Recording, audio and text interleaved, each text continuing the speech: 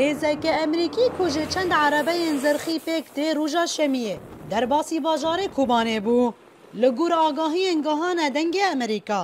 Hêza Emerîkî ji bo navbênkarî û cihanîna hin li hev hatinan di navbera Hesedê û Tirkiyeyê de hatine herêmê.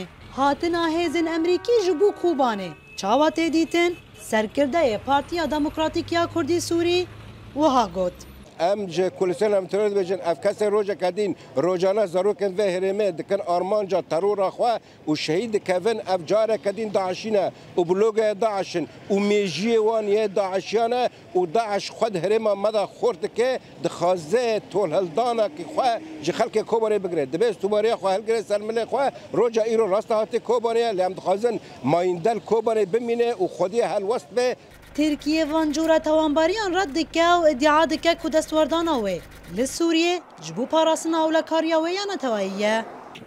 Hin çavdêr dibêjin ku bi pêşhateyên dawîra li Sûriyê an ku ketina rejîma Beşar li Esed û kontrolkirina min bicê ji aliyê komên çekdariyên bi ser Tirkiyeyê ve dîsa gef li Kobanê zêde bûne. Di çend rojên borî de dirûnên Tirkî bajarê Kobanê bombebaran kirin. Her wiha pevçûnên giran di navbera Hesedê û komên çekdar da li ser pira Qereqozaq û bendava Tişrînê qewmî bûn.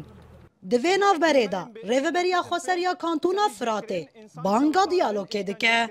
îro ev rejîm çû têk çû hikûmeteke nehatiye avakirine yanî hinek sozê wê hene îro ji me tê xwestin ji hemiya tê xwestin masa dayînî standinê û hêwarê û guftûgo em kanibin pirsgirêkên xwe derî dayîn standinê de derî nîqaşê re derî tawlên çareseriyê krîzê em hevdira kêlek hev nîqaş bikin û çareser bikin em wek rêveberiya Xweser em wek xelkê Kurd em wek xelkê Kobanî em ji dayîn standinê û çareserî re her demî em hazirin.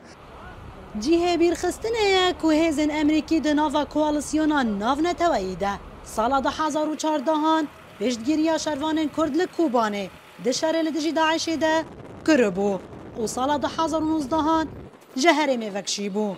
Îro jî çavê Kobaniyan li wê yekê ye ku hatina hêzên Emerîkî ji bo Kobanê tevî ku demkî be jî kaniberê li ber şer û aloziyên nû bigire. Newroz reşa dengê Amerîka Kobanê.